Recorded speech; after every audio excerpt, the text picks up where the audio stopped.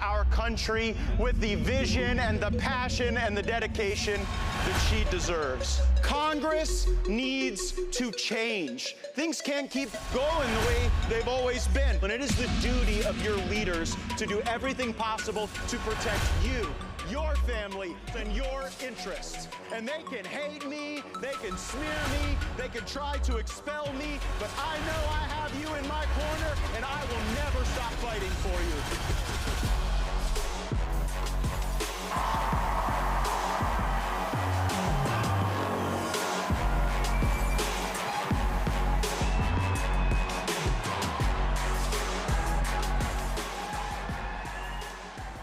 Oh, thank you so much. I wish you were all in the United States Senate.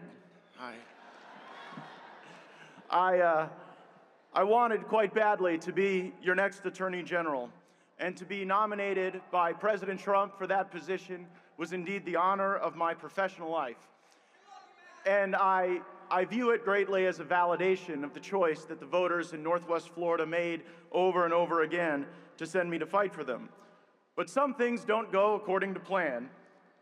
Matter of fact, one of my Republican colleagues said to me as I had been nominated, Matt, if you leave the Republican conference in the House of Representatives and go to the Department of Justice, we actually think you can improve the quality of both institutions. But I saw the writing on the wall, and that my nomination would cause a delay of the important work that we see ahead. And that is because there remain anti-Trump forces within the Republican conference in the United States Senate. And President Trump needs an Attorney General on day one. And I just assumed, when I withdrew my nomination, looking at everyone else who had been Attorney General, that I would be replaced by someone less attractive. But instead we got Pam Bondi, who is brilliant and lovely, who is talented and courageous, who is creative and bold. Pam Bondi will be a phenomenal Attorney General for President Trump. She has my support and all of ours, and we're going to do everything to see that the mission is accomplished. But the DOJ must change. It must end weaponization of our government. It must facilitate rather than frustrate the largest deportation in American history. It must stop the unlawful surveillance of our fellow Americans. And it must punish the companies involved in the transport, manufacturing, and distribution of fentanyl. And most importantly, on day one, the Department of Justice has to be ready to pardon the non-violent January 6th defendants who were abused by a two-tier justice system. Pam will do these things. We must get her confirmed, and as we look at these Senate confirmations, I must say, I think I moved the Overton window just a bit. The Senate must confirm Tulsi Gabbard and RFK Jr., and perhaps most importantly, my good friend for the next FBI Director, Kash Patel. Republican senators should be ashamed of themselves if they believe the Hillary Clinton lie that somehow Tulsi Gabbard is a Russian agent. I care far more that Tulsi Gabbard will clean up the deep state, tell the truth, and keep America out of forever wars. And while it is a little odd, I don't particularly care that RFK Jr. may have killed a bear or texted back a thirsty reporter. I care far more that RFK Jr. will stop big pharma and big food and big chemical companies from killing our fellow Americans through poison. And it is offensive to me that Republican senators want to tweeze through the life of Pete Hegseth when they haven't lifted a finger in many cases for the lives of the 8,600 patriots who were purged from the Department of Defense as the consequence of an unlawful vaccine mandate. I won't rest, Hegseth won't rest, and Donald Trump will not rest until those patriots are welcomed back with their full rank and back pay.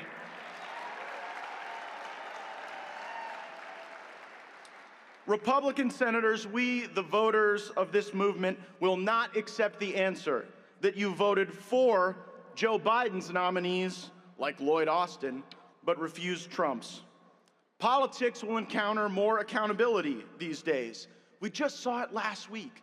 Last week, every lobbyist in Washington, D.C. wanted this 1,500-page bill to pass with billions of dollars in pork, with the funding of the censorship industrial complex, with the funding of bio labs and foreign aid that do not serve America's interests. They had all the wind at their back. They had backed us up against a Christmas break, and thanks to Donald Trump and Elon Musk and Turning Point and the millions of people who are mobilized on X, we defeated the bill of the lobbyists, and we are ready to march on with America First agenda. And the Democrats, they just don't get it. They continue to criticize Elon Musk as if he is acting in self-interest, when we all see that Elon is acting alongside President Trump in the national interest. And we have something now that we've never had before. We have the ability to lash the resources that Elon is committed to with the energy and the mobilization and the infrastructure built by Charlie Kirk and animated by Turning Point Patriots in chapters all over America. Many have asked which perch I will be fighting from next. And some of you throughout this conference have even given me a few suggestions. My fellow Floridians have asked me to eye the governor's mansion in Tallahassee. Maybe special counsel to go after the insider trading for my former colleagues in Congress. It seems I may not have had enough support in the United States Senate.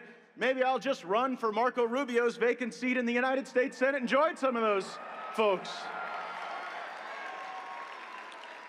And my friend Steve Bannon and others have suggested that I return to the House of Representatives on January 3rd, but I would remind Steve, when he got out of prison, he didn't punch a guard on the way out. For the moment, I'll enjoy being one of you. It was James Madison who said that the most powerful position in America would not be congressman or senator or even president, but that of citizen, because we put such an obligation on the citizenry to ignite the patriotism that the country needs. President Trump will need warriors at every level of government, local, state, and federal. And he's going to need people fighting for him inside and outside of government. Now, I was known as a feisty, tough, and at times exciting congressman. One America News is a feisty, tough, exciting news organization, and I am thrilled to be joining their lineup with the Matt Gaetz Show at 9 p.m. They're even letting me film out of Washington, D.C. a good amount, and so who knows what trouble I may get into while I'm there.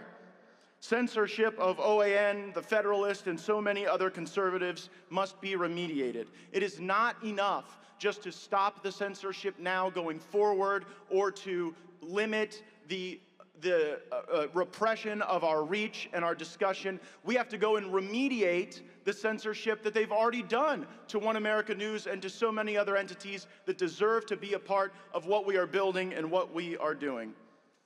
Last night on Saturday Night Live, they made a little joke at my expense. Martin Short, in his opening monologue, said, "Oh yeah, I have to hurry up because Matt Gaetz is my Uber driver out back." And I got to thinking about that. Think about being so disconnected that you would sit there with the Hollywood elites while trashing the people who drive Uber and actually work for a living every day. So, this is a movement for winners. The greatest one will be taking this stage in just moments. And from the bottom of my heart, thank you to everyone out there who knocked on the doors in the swing states, who registered the voters, who chased the ballots, who made the calls on Election Day. You deserved this victory. You earned this victory. You fought for it, and now it is time to get up, stand up, join together, and to fight for this country we love. Thank you all so much. Thank you for having my back. I will never stop fighting for you. Let's go get them.